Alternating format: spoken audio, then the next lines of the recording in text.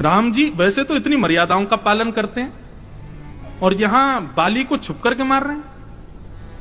अब इसके पीछे कारण एक बताया जाता है कि बाली को ऐसा वरदान था कि उसके सामने कोई पराक्रमी आ जाए उसकी आदि शक्ति बाली में आ जाती थी। तो क्या इस भय से राम जी उसके सामने नहीं गए कि भाई हम त्रिलोकीनाथ हैं, हम कहीं इसके सामने चले गए तो हमारी आदि शक्ति इसमें आ गई तो आधा त्रिलोकीनाथ तो यही बन जाएगा? क्या ये बात थी क्या? ऐसा नहीं। बात क्या थी अब ध्यान से सुनना। एक बार ऋषिमुख पर्वत से नीचे उतर करके हनुमान जी महाराज विचरण कर रहे थे।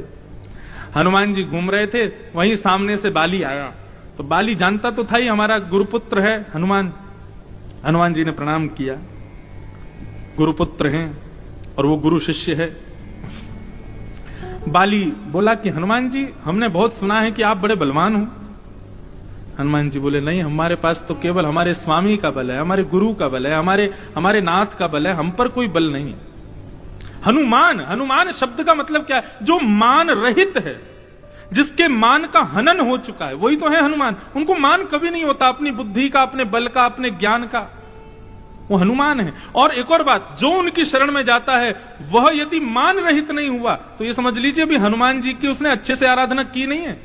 हनुमान जी की सेवा का फल क्या है? मान रहित हो जाना। हनुमान जी बोले हम पे तो नाथ का बल है, गुरु का बल है, हम पे कहां बल है?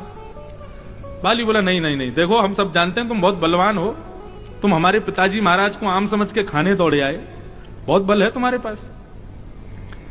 अब एक काम करते हैं, थोड़ा कल एक हो जाए, थोड़ी दो हाथ हो जाए, जरा हम भी तो देखें हनुमान में कितना बल है। हनुमान जी महाराज बोले हमारी इन सब विवादों में स्थिति नहीं है, हम भक्त आदमी है, भक्त विवादों से बचता है। बोले विवाद की बात नहीं, केवल बल परीक्षण करेंगे किसमें ज्यादा बल है।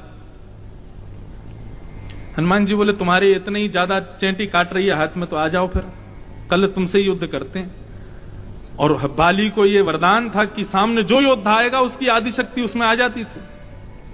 बाली खड़ा था कस करके अपना बदन, बोले आए हनुमान जी आज युद्ध करके दिखाता हूं। हनुमान जी जैसे ही बाली के सामने युद्ध करने के लिए आए और हनुमान जी के आधे बल ने जैसे ही बाली के अंदर प्रवेश करना प्रारंभ किया, बाली का शरीर फटने लगा, नसें फटने लगी, सिर घूमने लगा, सिर पकड़ करके चीखने चिल्लाने लगा, ज्वर चढ़ने लगा, लाल ताम्र वर्ण हो गया बाली का।